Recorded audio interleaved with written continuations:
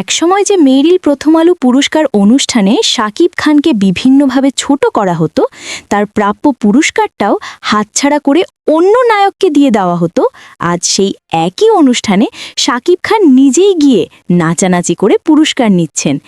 এইটা কিছু সাকিবিয়ানদের একদমই হজম হচ্ছে না। এই অনুষ্ঠানেই একসময় চাটুকার রিয়াজ আর দালালি এক্সপার্ট ফেরদুস মিলে শাকিব খানের এমন লেভেলের পচানি দিছিল, আর রে সাহেব, এত বিয়ে করতে করতে একদিন মরে যাবে নাকি? মানে পুরোটাই ব্যক্তিগত আক্রমণ। আপনারা তো জানেন, শাকিব খানের বিয়ে বাচ্চা নিয়ে মানুষ যখন তখন তামাশা করে। সেই সব বিষয়ও টেনে এনে অনুষ্ঠানে খোঁজা দেওয়া হয়েছিল, যেন মজা করার একটা স্পেশাল সেগমেন্ট, খান সাহেবের আবার বিয়ে। এমনকি তার সিনেমায় থাকা কাঁদার সিনটাও কপি করে মজা করা হয়েছিল। হলিউড বলিউডেও স্যাটায়ার হয় ঠিকই, কিন্তু কাউকে একাধিক বিয়ে নিয়ে এমন ব্যক্তিগতভাবে আঘাত করা, এটা কোথাও শোভনীয় না। এরপর আবার ভাইরাল হলো আরেক দৃশ্য, শাকিব খান আর আফরান নিশো একই স্টেজে নাচছে।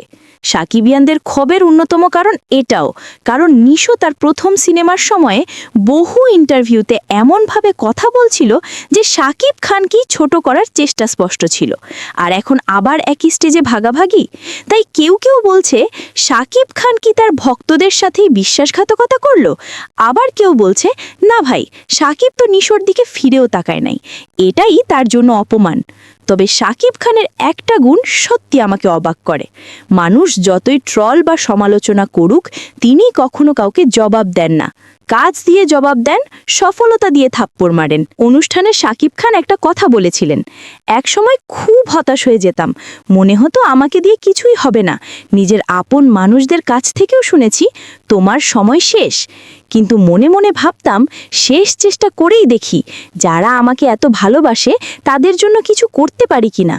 সেই শেষ চেষ্টা সফল হলো, হেটাররাও ভালোবাসতে শুরু করলো।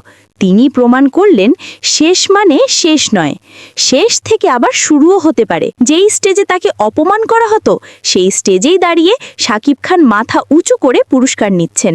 যারা দালালি করত তারা সময়ের স্রোতে ভেসে গেছে, আর যাকে অপমান করা হতো সেই আজ নিজের পরিশ্রম, প্রতিভা আর সফলতা দিয়ে পুরো দেশকে গর্বিত করছে। এটাই সফলতার চূড়ান্ত জবাব, এটাই শাকিব খানের রাইজিং মোমেন্ট। আশা করি ভিডিওটি ভালো লেগেছে। যদি ভালো লেগে থাকে তাহলে অবশ্যই চ্যানেলটি সাবস্ক্রাইব করবেন, আর আমার ফেসবুক পেজটি একদম ফলো করতে ভুলবেন না।